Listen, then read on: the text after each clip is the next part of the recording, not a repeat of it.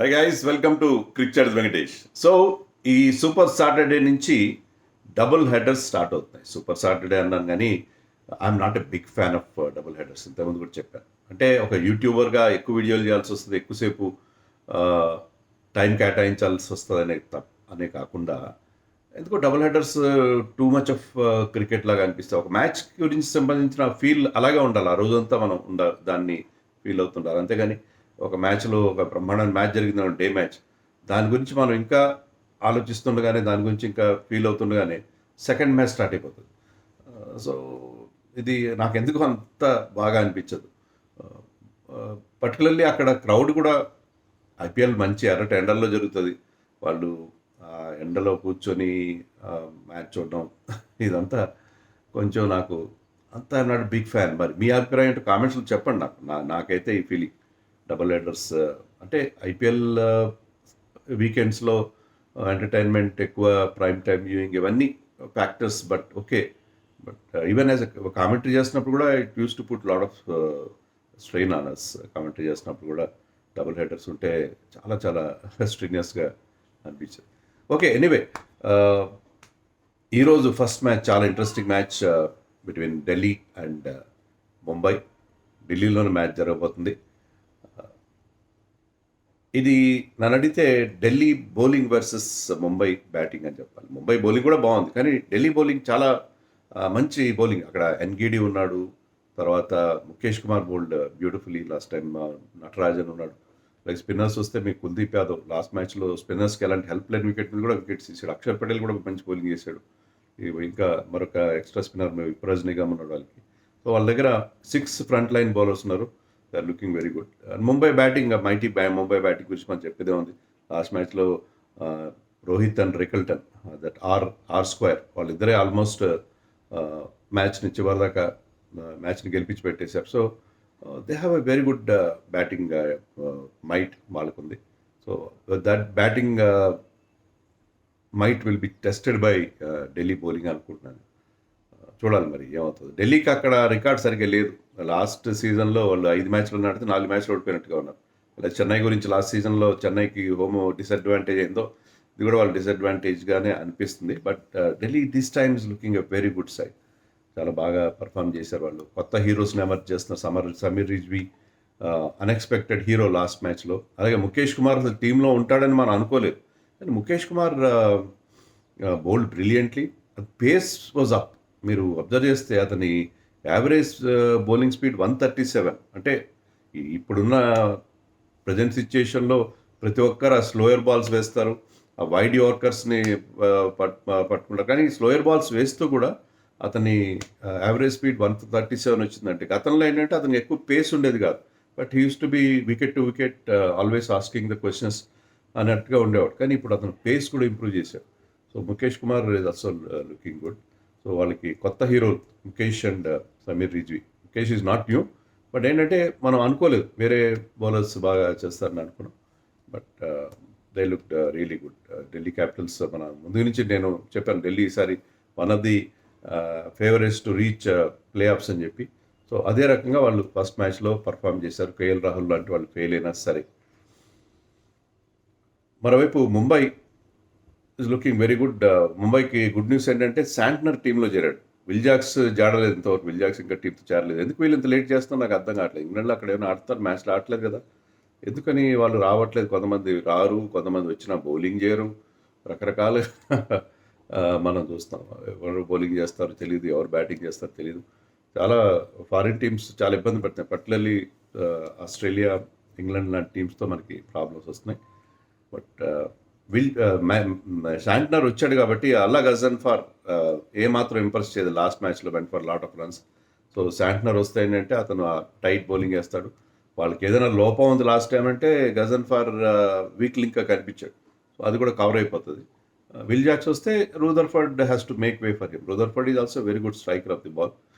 So టీంలో ఎలాంటి మార్పు ఉండదు, అదొక్కటే మార్పు వాళ్ళు చేసుకునే పరిస్థితి. లాస్ట్ మ్యాచ్లో ఎలాగా పడారో అది కూడా అదే టీంతో వెళ్తారు. విన్నింగ్ కాంబినేషన్ కూడా. ఈవెన్ ఢిల్లీ క్యాపిటల్స్ కూడా లాస్ట్ మ్యాచ్ వాళ్ళు గెలిచారు.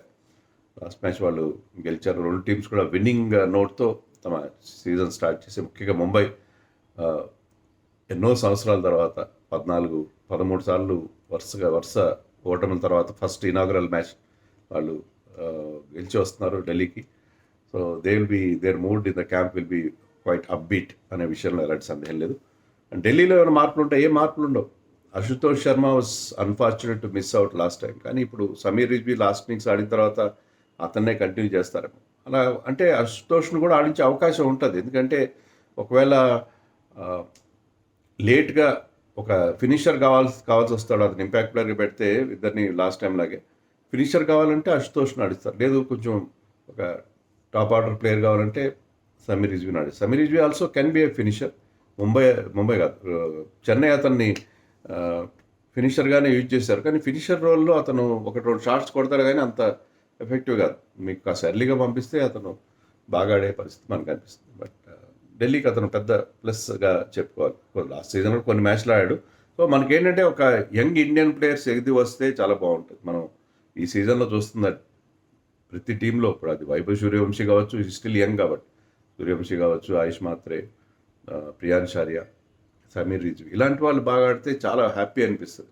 ఇప్పుడు ఆడే స్టార్స్, ఇంటర్నేషనల్ స్టార్స్ బాగా ఆడితే okay, we are feel happy. But youngsters మనకి అంది వస్తే ఆ కిక్ వేరుగా ఉంటుంది. ఏమంటారు? సో అది టీమ్స్ కాంపోజిషన్ సంబంధించి. మ్యాచప్స్ చూస్తే Rohit Sharma has some problem against Axar Patel. 3 సార్లు 4 సార్లు అక్షర్ పటేల్ అవుట్ చేశాడు. తర్వాత అతని strike rate, Rohit Sharma strike rate కూడా 92 ఎంతో ఉంది అక్షర్కి అగేన్స్ట్గా. సో అక్షర్ ఆడడంలో ఇబ్బంది పడతారు రోహిత్, కాబట్టి రోహిత్ బ్యాటింగ్ చేస్తున్నాడు. పవర్ ప్లేలో మళ్ళీ అక్షర్ లాస్ట్ మ్యాచ్లో కూడా I think last over of power play వేసి మార్క్రమ్ వికెట్ తీశాడు. అలాగే ఈసారి కూడా Axar will bowl in the power play అని అనుకుంటున్నాను నేను. అది అలాగే Trent Boult has a good record against రాహుల్ని 4-5 సార్లు అవుట్ చేసే ట్రెంట్ బోల్ట్.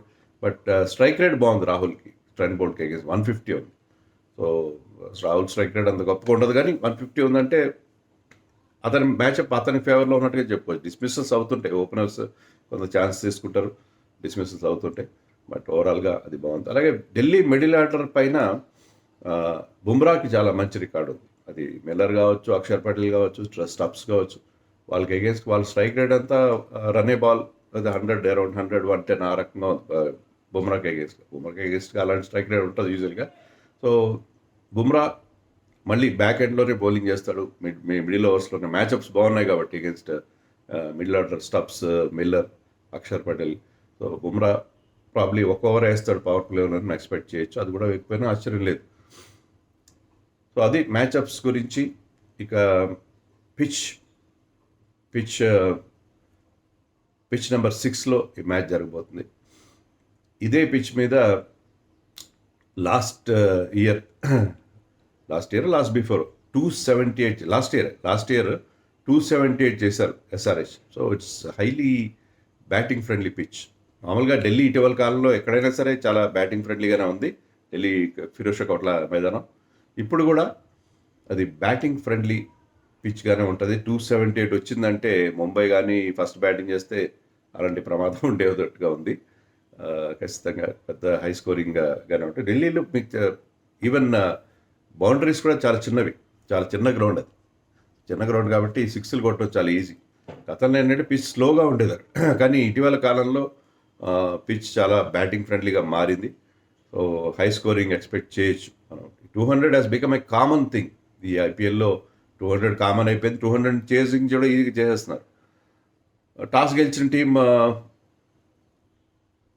బ్యాటింగ్ తీసుకున్న ఆశ్చర్యం లేదు ఈసారి, ఎందుకంటే డే మ్యాచ్ కాబట్టి, ఇది మధ్యాహ్నం జరిగే మ్యాచ్, డే మ్యాచ్ కాబట్టి డే మ్యాచ్లో మీకు బ్యాటింగ్ తీసుకున్నారు. కానీ ఒక్క ప్రమాదం ఉంది, వర్షం ప్రమాదం చెప్తున్నారు కాబట్టి టాస్ గెలిచిన కెప్టెన్ బౌలింగే తీసుకున్నారు. వర్షం కనుక వస్తే సెకండ్ టీంకి టార్గెట్ తెలుస్తుంది, అడ్వాంటేజ్ ఉంటుంది రెడ్యూస్డ్ మ్యాచ్లో. సో వర్షం ప్రమాదం, థండర్ స్టార్మ్స్ ఉన్నాయి, క్లౌడీగా ఉంటుందని చెప్తున్నారు. సో ఇది కొంచెం బౌండరీలు వర్షం ఎక్స్పెక్ట్ చేసాం, కానీ ఇది కొంచెం మనకి ఆందోళన కలిగిస్తుంది. వర్షం రాకుండా ఉంటే బాగుంటుంది, అంటే చాలా ఇంట్రెస్టింగ్ మ్యాచ్, 2 టాప్ టీమ్స్ మధ్య. చూడాలి మరి ఎలా ప్యాన్ అవుట్ అవుతుందో మ్యాచ్. But I think Mumbai will start as favourites. వాళ్ళకున్న batting, bowling strength, Bumrah, Trent Boult and Hardik Pandya, Shardul Thakur లాంటి పేస్ అటాక్ ఉంది. స్పిన్నర్స్ కూడా Markande and probably Santner. So వాళ్ళకి బౌలింగ్ కూడా చాలా బాగుంది. బ్యాటింగ్ విషయంలో ఇంక చెప్పాల్సిన పని లేదు. వాళ్ళంతా ఫైర్ పవర్ ఉన్న బ్యాటింగ్ లైనప్ వాళ్ళది. So I think Mumbai will start as favourites, but Delhi is a very strong team this time. ఈసారి ఢిల్లీ చాలా స్ట్రాంగ్గా ఉంది, చాలా ఇంప్రెసివ్గా కూడా ఉంది. సో మంచి contest. Let us hope there won't be any rain.